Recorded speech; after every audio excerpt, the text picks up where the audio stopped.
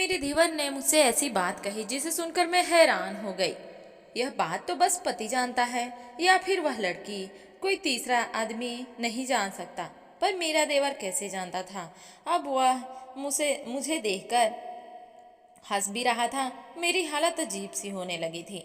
मैंने सब कुछ वहीं छोड़ा और अपने कमरे में आकर बैठ गई। यह सोचने लगी कि रात को मुझे जीतू नशे वाली दूध क्यों पिलाता है। मैं उसकी पत्नी थी और वह मुझ पर पूरा हक रखता है। वह मेरे होशो हवास में भी मेरे साथ संबंध बना सकता है। फिर मुझे नशे में रखने का क्या मकसद था? मेरा सर बुरी तरह से चकरा रहा था। मैं नहीं जानती थी कि मेरे साथ क्या हो रहा था। मुझे कुछ ठीक नहीं लग रहा था। रात को जब जीतू ने मुझे दूध का गिलास दिया तो मैंने आज साफ मना कर दिया। मैंने कहा, आज मैं हरगिज यह दूध नहीं पीऊंगी। इसमें यकीनन नशे की चीज है। उसने गिलास मेरे मुंह को लगाया तो मैं पीछे हटा दिए और हाथ से गिलास पीछे रख दिया।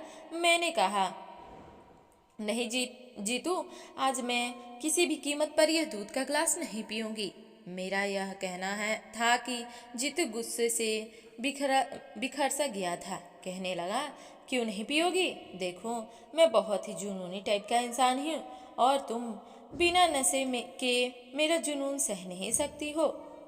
तुमसे शादी करने का मेरा मकसद भी यही था कि मैं जानता था कि कोई भी नाजुक शरीर की लड़की मेरी इच्छाओं को पूरा नहीं कर सकती है। इसलिए मैंने तुमसे शादी की है। इसलिए चुपचाप से जो मैं कहता हूँ उस पर इनकार मत करो और चुपचाप यह दूध पी लो। मैं यह तुम्हें बता रहा हूँ कि हाँ, इसमें नशे की मैंने दवा मिलाई है। मैं जानबूझकर तुम्हें बेहोश करके तुम्हारे साथ संबंध बनाता हूँ ताकि तुम मेरी जुनूनी को सह सको। उसके दूध का गिलास मेरे मुंह पर लगाया, मुझे पिला दिया। मैंने कई बार कोशिश की कि मैं दूध का गिलास नहीं पीऊं, लेकिन उसने मेरी एक न चलने दी। 1 महीना गुजर गया था और मैं 1 महीने के अंदर बहुत ही ज़्यादा कमजोरी महसूस कर रही थी और मेरा वजन भी 30 किलो कम हो गया था। मेरी सासू माँ रूटीन चेकअप के लिए डॉक्टर के पास जा रही थी तो मैंने भी उनसे बोल दिया कि अभी मुझे ले चलिए। मुझे बहुत ही कमजोरी महसूस हो रही थी। मेरी सास बेचारी बहुत ही सीधी औरत थी। उन्होंने मुझे डॉक्टर के पास ले गया। जब मैं डॉक्टर के पास गई तो मेरी सास तो कुछ भी रोका टोकी करती नहीं थी और ना ही मुझ पर कोई भी काम की जिम्मेदारी डालती थी। उन्हें तो इस बात से भी कोई मतलब नहीं था कि उनके इतने हैंडसम बेटे की एक मोटी और मासी शकल सूरत की लड़की से शादी हो गई। एक बार मेरी सास ने बातों बातों में मुझसे कहा था कि जीतू ने तुम्हें पसंद कर लिया और हमें जीतू की पसंद पर कोई एतराज नहीं था। उसकी जिंदगी है, उसकी अपनी मर्जी से गुजारनी है, इसलिए हमने बिना किसी रोक टोक के उसकी शादी तुमसे करवा दी। खैर, यह गुत्थी मेरे लिए अब तक उलझी ही थी कि जीतू ने मुझसे शादी क्यों की। वापसी पर मेरी सास कहने लगी कि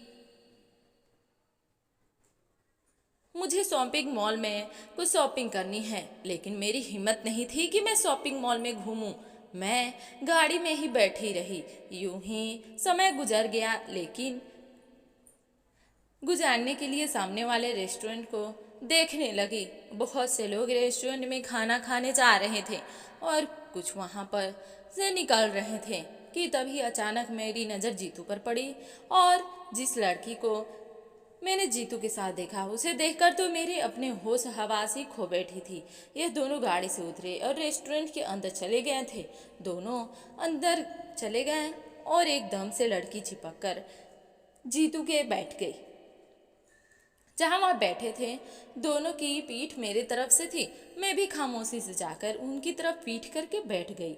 उनकी सारी बातें सुन ली और सुनकर मेरा दिमाग चकरा गया। मुझे लगा कि शायद किसी ने मुझे गरम खौलते तेल में फेंक दिया हो। अब मुझे मेरे हर सवाल का जवाब मिल चुका था। जीतू ने मुझसे शादी क्यों की, क्या मकसद था उसका, यह मैं जान चुकी थी। यह सच मेरे लिए इस कदर तकलीफ देने वाली थी कि मेरी आंखों से खुद ब खुद आंसू आने लगे थे। मैं खामोशी से उठकर रेस्टोरेंट से बाहर आ गई थी। रोड पर जहाँ पर मेरी सास गाड़ी खड़ी करके ड्राइवर के साथ में इधर उधर देख रही थी और मुझे ढूंढ रही थी। मैंने रोड क्रॉस किया और गाड़ी में आकर बैठ गई। अभी मेरी आंसू बह रहे थे। मैं घर आई और वापस से मेरे कमरे में जीतू आया तो दूध का ग्लास साथ में लेकर आया। मैंने उसके हाथ से दूध ले लिया। फिर मैंने कहा, मैं अपनी कुछ मेडिसिन बाहर भूल गई हूँ, हॉल में ही होगी, मुझे वो लाकर दे दो, मैं दूध के साथ ही खा लूँगी। इस 1 महीने में मैं चुपचाप से उसकी हर बात मानती थी, इसलिए अब उसे भी लगने लगा था कि वह दूध मैं पी लूँगी।